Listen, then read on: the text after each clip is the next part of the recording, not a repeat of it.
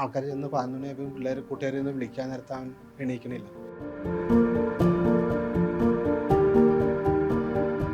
കരയും, അങ്ങനെയാണ് അധികം അറിയാറ്. സൗണ്ട് വരാറില്ല, ശ്രമിക്കാറുണ്ട്.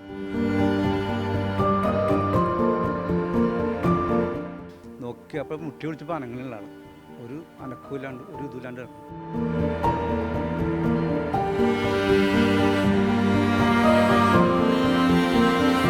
കളിയൊക്കെ കാണിച്ചു കൊടുക്കുന്നുണ്ട്. ബ്രസീലിൻ്റെ കളിയൊക്കെ വരുമ്പോൾ അവർ നോക്കിയെന്ന് കാണാറുണ്ട്. ഫസ്റ്റ് ജയിച്ച് കഴിഞ്ഞപ്പോൾ ഗോളടിച്ചപ്പോൾ തന്നെ ഗുണ്ട പൊട്ടിച്ചിട്ട് വന്ന് കളി വീണ്ടും കണ്ടുകൊണ്ടിരിക്കേണ്ട ഇടക്കാണ്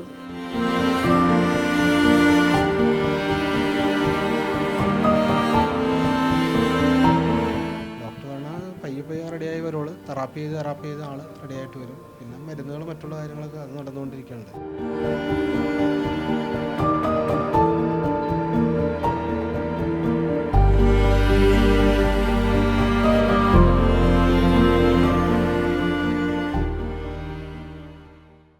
നമസ്കാരം. ലോകം വേൾഡ് കപ്പ് ആവേശത്തിലാണ്. കേരളത്തിലും ആരാധകരൊക്കെ വലിയ ആവേശത്തിൽ തന്നെയാണ്. അത് യാതൊരു കുറവുമില്ല. അതിനിടയിൽ ചെറിയൊരു സങ്കട വാർത്തയാണ് പ്രേക്ഷകർക്ക് മുമ്പിലേക്ക് എത്തിക്കുന്നത്. 2022 നടന്ന ലോകകപ്പ് മത്സരത്തിൽ ബ്രസീൽ ക്രൊയേഷ്യയോട് തോറ്റു.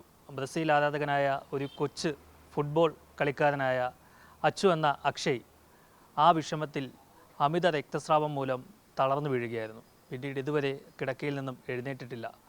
അച്ഛൻ്റെ വീട്ടിലാണ് ഞാനിപ്പോൾ നിൽക്കുന്നത്. അച്ഛന് എന്താണ് സംഭവിച്ചത്? അച്ഛനും അമ്മയും നമ്മോടൊപ്പം ചേരുന്നുണ്ട്. ചേട്ടാ, എന്താണ് അക്ഷയ്ക്ക് സംഭവിച്ചത്? 2022 വേൾഡ് കപ്പ് നടക്കുന്ന സമയത്ത് ബ്രസീലും ക്രൊയേഷ്യയും തമ്മിലുള്ള കളി നടക്കുകയാണ്. ആ സമയത്ത് പെനാൽറ്റിയിൽ ബ്രസീൽ തോക്കുകയും ആ സമയത്ത് അക്ഷയ്ക്ക് പെട്ടെന്ന് തന്നെ ഒരു തല ഇറക്കം പോലെ തോന്നിയിരുന്നു. ഛർദ്ദിക്കാൻ വന്നു എന്ന് പറഞ്ഞ് അവൻ പോയി കിടന്ന്. ആ കിടപ്പ് കിടന്നിട്ട് അവൻ പിന്നെ എണീക്കുന്നത് പിറ്റേ ദിവസം ആൾക്കാർ ചെന്ന് 11 മണിയായപ്പോൾ പിള്ളേർ കൂട്ടുകാരെ ഒന്ന് വിളിക്കാൻ നേരത്തെ അവൻ എണീക്കണില്ല. അങ്ങനെ നേരെ ഹോസ്പിറ്റലിൽ കൊണ്ടുപോയതാണ്. ആയി കഴിഞ്ഞപ്പോഴാണ് അറിയണത് അവന് ഹൈ ആയിട്ട് പ്രഷർ കയറി തലയിൽ ബ്ലഡ് തലയിൽ കോട്ടായി, അമിത രക്തസ്രാവം ഉണ്ടായി. അങ്ങനെ നേരെ അവിടെ ഇവിടെ ഹോസ്പിറ്റലായിരുന്നു. അവിടെ നിന്ന് നേരെ റീനയിലായിരുന്നു. അവിടെ നിന്ന് നേരെ ഇൻഡോ അമേരിക്കൻ ഹോസ്പിറ്റൽ ആസ്റ്റർ മെഡിസിറ്റിയിലേക്ക് കൊണ്ടുപോയി. അവിടെ ചെന്നപ്പോഴേക്കും അവർ പെട്ടെന്ന് തന്നെ ബ്ലഡുകൾ വലിച്ചു കളഞ്ഞ് അങ്ങനെ അവൻ ഇതിലായിരുന്നു, വെന്റിലേറ്ററിലായിരുന്നു. 2 ആഴ്ചയോളം വെന്റിലേറ്ററിലായിരുന്നു. അവിടെ നിന്ന് അക്ഷയ് രക്ഷപ്പെട്ട് ഇവിടം വരെ എത്തി നിൽക്കണം. ഇപ്പം മകൻ്റെ ശാരീരികാവസ്ഥ എങ്ങനെയാണ്? ഇപ്പോൾ കുഴപ്പമില്ല. നേരത്തേലൊക്കെ നല്ലൊരു മാറ്റങ്ങൾ വന്നിട്ടുണ്ട്. കളി തുടങ്ങിയാൽ പിന്നെ അക്ഷയ്ക്ക് കളിയെ കാണിച്ചു കൊടുക്കുന്നുണ്ട്. ബ്രസീലിൻ്റെ കളിയൊക്കെ വരുമ്പോൾ അവൻ നോക്കിയെന്ന് കാണാറുണ്ട്. അതുപോലെ തന്നെ കഴിഞ്ഞ ദിവസം ഇവനെ കളിക്കാൻ കൊണ്ടുപോകാറുണ്ട്. മിക്ക ടീമും ക്ലബ്ബുകൾ വിളിച്ചു കൊണ്ടുപോകാറുണ്ട്. അങ്ങനെ ഒറ്റപ്പാലത്തുള്ളൊരു അക്ഷയനെ ഒറ്റപ്പാലത്തുള്ള ടീം വന്ന് കളിക്കാനൊക്കെ ഒറ്റപ്പാലത്തും അവിടെ ഇവിടെ കളിക്കാൻ പോകാറുണ്ട്. ഈ കഴിഞ്ഞ ദിവസം ഒറ്റപ്പാലത്ത് നിന്ന് ബ്രസീൽ ഫാൻസിൻ്റെ കുറേ കൂട്ടുകാരും പിള്ളേരും വന്നിട്ടുണ്ടായി. അങ്ങനെ അവന് ജേഴ്സി കൊടുത്ത് കുറച്ച് സാമ്പത്തികമായിട്ട് സഹായിച്ചു. പിന്നെ ഒരു കേക്കൊക്കെ മുറിച്ചാണ് അവർ പോയത്. അങ്ങനെ 4 വർഷമായിട്ട് ചികിത്സയിലാണ്. 4 വർഷമായിട്ട് ചികിത്സയിൽ തന്നെയാണ്. ഇപ്പം നടക്കുന്നത് യോഗ തെറാപ്പി ചെയ്തുകൊണ്ടിരിപ്പുണ്ട്. എന്താണ് ഡോക്ടർ എന്താണ് പറയുന്നത്? ഡോക്ടർ പറഞ്ഞാൽ പയ്യെ റെഡിയായി വരുള്ളൂ. തെറാപ്പി ചെയ്ത് ആൾ റെഡിയായിട്ട് വരും. പിന്നെ മരുന്നുകൾ മറ്റുള്ള കാര്യങ്ങളൊക്കെ അത് നടന്നുകൊണ്ടിരിക്കുന്നുണ്ട്. ചേട്ടൻ്റെ ജോലി എന്താണ്? ഞാനിവിടെ അൺലോഡിങ്ങിൽ വർക്ക് ചെയ്യാണ്. യൂണിയനിലാണ്, ചുമട്ട് തൊഴിലാളിയാണ്. ചേട്ടൻ്റെ ഈ ഒരു വരുമാനത്തിൽ നിന്നാണോ മകൻ്റെ ഈ ഒരു ചികിത്സയും കാര്യങ്ങളൊക്കെ നടക്കുന്നത്? അങ്ങനെ വരുമാനത്തിൽ നിന്നാണ്. പിന്നെ ആരെങ്കിലുമൊക്കെ ആയിട്ട് എന്തെങ്കിലും സഹായിക്കാറുണ്ട്. ഒരു മാസം എത്ര രൂപയോളം ഒക്കെ ചിലവാക്കേണ്ടി വരും ചികിത്സയ്ക്ക്? അതങ്ങനെ നോക്കിയിട്ടില്ല. എങ്കിൽ പോലും ഒരു മാസം അക്ഷയ്ക്ക് തെറാപ്പിക്ക് തന്നെ ഡെയിലി ചെയ്യുകയാണെങ്കിൽ 600 വെച്ച്. അതിനങ്ങനെ ചെയ്യാറില്ല. ഒന്നരാടം തെറാപ്പിയാണ്. പിന്നെ മരുന്ന് ഒരു മാസത്തേക്ക് 15,000 രൂപ മരുന്നിന് വേണം. പിന്നെ ഇപ്പോൾ വേറെ തെറാപ്പി ചെയ്യാൻ തീരുമാനിച്ചേക്കാണ്. ഇനിയിപ്പോൾ ഫുഡൊക്കെ കഴിക്കാൻ വേണ്ടിയും സംസാരത്തിനൊക്കെ വേണ്ടി സ്പീച്ച് തെറാപ്പി മറ്റുള്ള അങ്ങനെ അത് ആൾ വരാമെന്ന് പറഞ്ഞിട്ടുണ്ട്. വന്നു കഴിഞ്ഞാൽ അതിനൊരു 1000 രൂപ വെച്ച് ഡെയിലി 1000 രൂപ വെച്ച് വേണ്ടി വരും. ഇപ്പോൾ ആൾ നല്ല ഉറക്കത്തിലാണോ? ഉറക്കം അല്ലാത്തപ്പം ഹാപ്പി ആയിട്ടിരിക്കുവോ? കണ്ടോറത് ഇല്ലാത്തപ്പോൾ ഇന്നാ ഇങ്ങനെ ഉറങ്ങണം. ക്ഷീണമാണോ? ഉറക്കം രാത്രി ഉറങ്ങാത്തതുകൊണ്ടായിരിക്കും. സുഹൃത്തുക്കളൊക്കെ വരുമ്പോൾ എങ്ങനെയുണ്ട്? ഭയങ്കര സന്തോഷം. അന്നാണ് പിള്ളേരധികം ഇങ്ങനെ വരാറില്ല. വരുമ്പോൾ അപ്പം കഴിഞ്ഞ ദിവസം വന്നപ്പോൾ അത് ഒറ്റപ്പാലം ബ്രസീൽ അങ്ങനത്തെ അവരാണ് വന്നത്, ആരാധകർ. അവൻ അവിടെ പോയി കളിച്ചിട്ടുണ്ടെന്ന് തോന്നുന്നു. ക്ലബിനൊക്കെ വേണ്ടി അവർ വന്നു. അപ്പോൾ നല്ല സന്തോഷമുണ്ടായിരുന്നു. അവരെല്ലാം എങ്ങനെയാ വന്നത്? അവർ കാറിലാണ് വന്നത്. അല്ല, ജേഴ്സിയിൽ. ആ ജേഴ്സി എല്ലാം ഇട്ടിട്ടാണ് വന്നത്. ജേഴ്സി ബ്രസീലിൻ്റെ ജേഴ്സിയൊക്കെ ഇട്ടിട്ടാണ് വന്നത്. അത് കണ്ടപ്പോഴാണ് സന്തോഷമുണ്ടായത്. എന്തെങ്കിലും ബുദ്ധിമുട്ടുണ്ടെങ്കിൽ അമ്മയുടെ ഒക്കെ എങ്ങനെയാ ആളറിയിക്കുക കാര്യം? അത് കരയും, അങ്ങനെയാണ് അധികം അറിയാറ്. സൗണ്ട് വരാറില്ല, ശ്രമിക്കാറുണ്ട്. എന്തൊക്കെയാ ഇപ്പം നമ്മൾ ചെയ്യുന്നത്? ഇപ്പം മെയിനായിട്ട് ഫിസിയോതെറാപ്പിയാണ് ചെയ്യുന്നത്. എപ്പോഴും കൂടെ ആൾ വേണം. ആൾ വേണം. ഇപ്പം കഫക്കെട്ടൊക്കെ ഉള്ള കാരണം പെട്ടെന്ന് ചുമയ്ക്കുമ്പോൾ ശ്വാസം കിട്ടില്ല, നമ്മൾ തന്നെ എടുത്ത് കളയും. മരുന്നുകളൊക്കെ മരുന്നുണ്ട്, ന്യൂറോ മെഡിസിനുകളാണ്, ഫിസിയോതെറാപ്പി. അക്ഷയമോനെ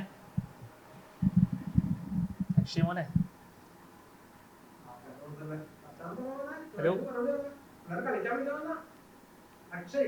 അക്ഷയമോനെ രണ്ടും പറഞ്ഞു. അക്ഷയമോനെ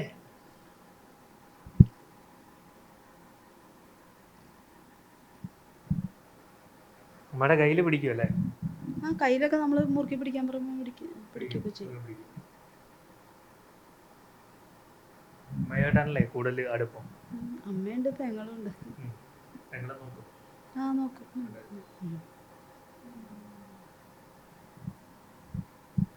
എന്താ ഇങ്ങനെ കാണിക്കുന്നത്?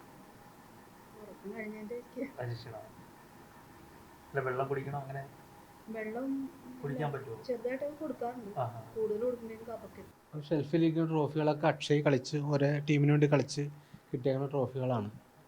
ഒരുപാട് ടീമിന് വേണ്ടി കളിക്കാൻ പോകും അക്ഷയ്. അങ്ങനെ മലപ്പുറത്തും കോഴിക്കോടും വയനാടുകളൊക്കെ പോയി കളിക്കാറുണ്ട്.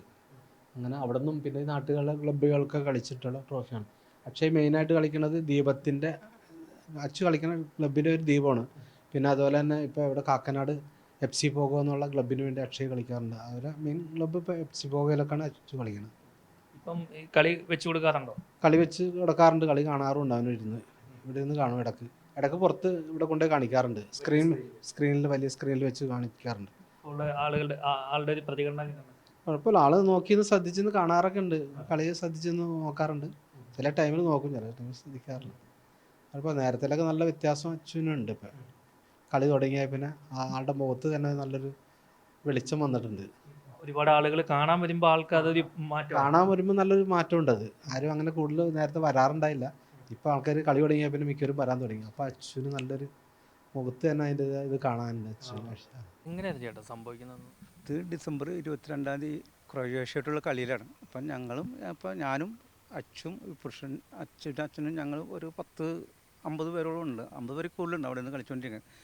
കളി കണ്ടുകൊണ്ടിരിക്കുന്നവർക്ക് ഇവൻ്റെ ഇടയ്ക്ക് പോയി ഗുണ്ട് പൊട്ടിച്ച്.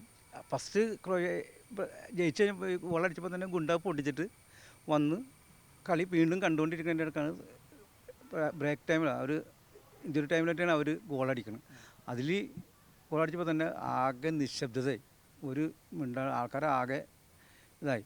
പിന്നെ കുറച്ച് കഴിഞ്ഞ് ക്രൊയേഷ്യ തോറ്റ് കഴിയുമ്പോൾ പിന്നെ എല്ലാ ആരവമൊക്കെ കഴിഞ്ഞ് എല്ലാവരും ഒരു ശ്മശാന മൂകത പോലെ ആയിപ്പോയി. എല്ലാവരും കൂടി തോറ്റുകൂടി. പിന്നെ എല്ലാവരും ഞങ്ങളിങ്ങ് പോന്നു. പിന്നെ അടുത്തൊരു കളിയായിട്ട് 1:30 കളി ഉണ്ടായിരുന്നു. ആ കളി കാണാൻ വേണ്ടി ബാക്കിയുള്ള പിള്ളേരൊക്കെ ഇരുന്നു. ഞങ്ങൾ വീട്ടിലേക്കും പോന്നു. പിറ്റേ ദിവസം പണിക്ക് പോകണമെന്ന് പറഞ്ഞ് ഞങ്ങൾ പോന്നു. ഇവർ കുറേ പേര് ഇരുന്ന് കളിയുണ്ട്. കുറച്ച് പേര് കളി കഴിഞ്ഞപ്പോൾ രാത്രി തന്നെ പോയി, കുറച്ച് പേര് വെളുപ്പിന് എഴുന്നേറ്റ് പോയി. ഇവന് ഉറങ്ങണയാണെന്നുള്ള ഇതിൽ അവിടെ തന്നെ ഇരുന്ന് ഇവർ എഴുന്നേറ്റ് ഒരു 10:30 ആയപ്പോഴത്തേക്കും വേറെ 1-2 പേര് വന്ന് എന്തിനോ വന്നതാണ്. ജസ്റ്റ് വന്നപ്പോഴത്തേക്കും ഇവനവിടെ തന്നെ കിടക്കണേണ്. നോക്കി അപ്പോൾ മുട്ടി വിളിച്ചപ്പോൾ അനങ്ങനെയുള്ള ആൾ ഒരു അനക്കമില്ലാണ്ട് ഒരു ഇതില്ലാണ്ട് കിടക്കണം. അപ്പോൾ നോക്കി ചെറിയ ശ്വാസമുണ്ട്. അവരപ്പോൾ തന്നെ നേരെ വണ്ടി വിളിച്ച് കാക്കനാട് ഹോസ്പിറ്റലിൽ പോയി. കാക്കനാട് ഹോസ്പിറ്റലിൽ നിന്ന് പറഞ്ഞു ഇവിടെ പറ്റില്ല, നിങ്ങൾ വേറെ എവിടെയും കൊണ്ടുപോയിക്കണം പറഞ്ഞു. അപ്പോൾ തന്നെ അവിടെ നിന്ന് റിനേലിൽ പോയി. റിനേലിൽ ചെന്നപ്പോഴാണ് ഞങ്ങളെ വിളിക്കുന്നത്. ഞാനും അക്ഷയൻ്റെ അച്ഛനും കൂടി ഞങ്ങൾ ചെന്ന് അവിടെ ചെന്നപ്പോഴത്തേക്കും ആൾ നല്ല ഇതിലല്ല. ഡോക്ടർ അപ്പോൾ തന്നെ ഞങ്ങളെ വിളിച്ചിട്ട് പറഞ്ഞു ഇന്ന പോലെയാണ് കാര്യങ്ങൾ, നിങ്ങൾ വേറെ ഏതെങ്കിലും ഹോസ്പിറ്റലിൽ കൊണ്ടുപോകണം, നല്ലൊരു ഹോസ്പിറ്റലിൽ പോകണമെങ്കിൽ ഞങ്ങൾക്ക് ഇവിടെ ഡോക്ടർമാരില്ല എന്ന് പറഞ്ഞു. പിന്നെ ഞങ്ങളവിടെ നിൽക്കുന്നതുകൊണ്ട് ഓരോ ഡോക്ടർ ഓരോ ഹോസ്പിറ്റലാണ്, കോട്ടയത്തിട്ട് വിളിച്ച് തിരുവനന്തപുരത്തിട്ട് വിളിച്ച് നമുക്കറിയാവുന്ന ആൾക്കാരെ കൊണ്ട് വിളിപ്പിക്കണേണ് നമ്മൾ. എല്ലാം വിളിച്ചിട്ട് എങ്ങും ഡോക്ടർമാരില്ല, നിങ്ങൾ കൊണ്ടുപോവാ എന്നിട്ട് നമ്മൾ എങ്കിലും ചെയ്യാമെന്നാണ് അവർ പറയണം. ഇങ്ങനെ പറഞ്ഞ് ലാസ്റ്റാണ് ഹാസ്റ്റലിൽ നിന്ന് പറഞ്ഞ് നിങ്ങൾ കൊണ്ടുപോരെ, ഇവിടെ ഉണ്ട് ഡോക്ടറുണ്ട്, നമുക്ക് എന്താ ചെയ്യാം, നിങ്ങൾ ധൈര്യമായിട്ട് പോരാൻ പറഞ്ഞ്. അങ്ങനെ 7:30ക്കാണ് റീനേന്ന് പോകണം. എന്ന് വെച്ചിട്ടുണ്ടെങ്കിൽ തലേദിവസം രാത്രി 12:30 1 മണിക്കും ഇടയ്ക്ക് സംഭവിച്ചേക്കണം. ഇത് പിറ്റേ ദിവസം നമ്മ ഒരു 7:30 ഹാസ്റ്റലിൽ എത്തിക്കണം. അവിടെ ചെന്ന പിന്നെയാണ് അക്ഷയനൊരു ഇത്, അപ്പോൾ തന്നെ അവർ ബ്രെയിനിൽ നിന്ന് ബ്ലഡ് ചോർത്തി 1 മാസത്തോളം അങ്ങനെ തന്നെ കിടന്ന്, ഒരു 3-5 മാസം ഹാസ്റ്റലിൽ കിടന്ന്. അതേ പിന്നെയാണ് ഇങ്ങനെ ഈ ഒരു കണ്ടീഷനിലായി. അത് കഴിഞ്ഞാൽ പിന്നെ വേറെ പല ഹോസ്പിറ്റലിലല്ല, ഈ ആയുർവേദത്തിൽ പോയി, പല സ്ഥലത്ത് പോയിട്ടുണ്ട്. നമ്മൾ കടവന്ത്ര ഒരു ആയുർവേദമുണ്ട്, അവിടെ പോയി, വയനാട് പോയി. പിന്നെ ഇപ്പോഴത്തെ ചികിത്സ എന്ന് പറഞ്ഞാൽ വേറെ ഒന്നും ഇനി ചെയ്യാനില്ല, ഇനി ഫിസിയോതെറപ്പി ചെയ്യുക എന്നുള്ളതാണ്. അവരിപ്പോൾ നമ്മൾ പോണത് ഇതിൻ്റെ അമേരിക്കൻ ഇതിലാണ് പോണത്. അപ്പോൾ അവിടുത്തെ മരുന്നാണ് ഇപ്പം നിലവിൽ കഴിച്ചുകൊണ്ടിരിക്കുന്നത്. ഈ സ്റ്റേജിൽ തന്നെയാണ് ആൾ നല്ലൊരു ഇത് വന്നുണ്ട് ആൾക്കാർക്ക്. ഇപ്പോൾ ഈ കളി വന്ന പിന്നെ പിള്ളേരൊക്കെ വന്നു, ആൾക്കാരൊക്കെ കളിയും കാണാനൊക്കെ നല്ല ആൾ കാണിക്കുന്നുണ്ട്. നല്ലൊരു സ്റ്റേജും ആൾ പഴയതിനേക്കായും ഒന്നും കൂടി ഇതായിട്ടുണ്ട്, നല്ല ഇതാണ്. ഈ വീട്ടിലെ ഷെൽഫ് നിറയും അക്ഷയ് സ്കൂളിലൊക്കെ പഠിച്ച സമയത്തും ഈ ഫുട്ബോൾ കളിക്കാൻ പോയി നേടിയ ട്രോഫികളും മെഡലുകളും ഒക്കെയാണുള്ളത്. അത്രയ്ക്ക് കളിയോട് അമിതമായ ഒരു സ്നേഹം, ഭ്രാന്തമായ സ്നേഹമെന്ന് വേണം നമുക്ക് പറയാൻ. അതുമാത്രമല്ല കളിക്കളത്തിലും വലിയ ആയിരുന്നു. മികച്ച കളിക്കാരനുള്ള ട്രോഫിയും ഒക്കെ കിട്ടിയിട്ടുണ്ട്. അതൊക്കെയാണ് പ്രേക്ഷകർ ദൃശ്യങ്ങളിൽ കാണുന്നത്. ഈ വീട്ടിലെ ഷോക്കേസിലെല്ലാം അത് മാത്രമാണ് നിറഞ്ഞിരിക്കുന്നത്. അതിനിടയിലാണ് ഈ ഒരു ദാരുണ സംഭവം ഉണ്ടായത്. എന്തായാലും ചികിത്സയ്ക്കൊക്കെ ഒരുപാട് പണം ആവശ്യമുണ്ട്, അതൊക്കെ ചിലർ സഹായിക്കുന്നുണ്ട്. അക്ഷയുടെ അച്ഛൻ ചുമട്ടുതൊഴിലാളിയാണ്, അതിൽ നിന്ന് കിട്ടുന്ന തുച്ഛമായ വരുമാനത്തിൽ നിന്നാണ് ഇതൊക്കെ കണ്ടെത്തുന്നതും പിന്നെ നല്ലവരായ ആളുകളൊക്കെ സഹായിക്കുന്നുമുണ്ട്. ഇനിയും കുറച്ച് ചികിത്സകൾ കൂടി ചെയ്തു കഴിഞ്ഞാൽ ഒരുപക്ഷെ അക്ഷയ്ക്ക് എഴുന്നേറ്റ് നടക്കാൻ കഴിയും എന്നുള്ളൊരു വിശ്വാസം ആ കുടുംബത്തിനുണ്ട്. അക്ഷയെ ബന്ധപ്പെടുവാനായിട്ട് ഒരു നമ്പർ കൂടി ഞങ്ങൾ നൽകുന്നുണ്ട്, നിങ്ങൾക്ക് ബന്ധപ്പെടാം. അക്ഷയെ കാണണമെന്നുണ്ടെങ്കിലും വരാം. വരുമ്പോൾ നിങ്ങളെല്ലാവരും ഈ മഞ്ഞ ജേഴ്സി അണിഞ്ഞ് വന്നു കഴിഞ്ഞാൽ വലിയ സന്തോഷമായിരിക്കും. കഴിഞ്ഞ ദിവസം ഒറ്റപ്പാലത്ത് നിന്നും കുറച്ച് ആരാധകർ, ബ്രസീൽ ആരാധകർ ഇവിടെ കാണാൻ വന്നിരുന്നു. വന്ന സമയത്ത് അക്ഷയ്ക്ക് ഒരുപാട് സന്തോഷമായി എന്നാണ് പറഞ്ഞത്. ആ കേക്കൊക്കെ കട്ട് ചെയ്ത് അതൊക്കെ മാനസികമായി ഒരു ആരോഗ്യം കൂടി ഉണ്ടാക്കും. അത്തരത്തിൽ ആരെങ്കിലുമൊക്കെ വരികയാണെങ്കിൽ തന്നെ അങ്ങനെ ബ്രസീൽ ജേഴ്സിയൊക്കെ അണിഞ്ഞു വരിക. ഞങ്ങൾ ഈ കൊടുത്തിരിക്കുന്ന നമ്പറിൽ നിങ്ങൾക്ക് ബന്ധപ്പെട്ട് വേണ്ട കാര്യങ്ങളൊക്കെ സംസാരിക്കാം. കൊച്ചിയിൽ നിന്നും DK ദിലീപിനോടൊപ്പം R. പിയൂഷ്, മറുനാടൻ മലയാളി.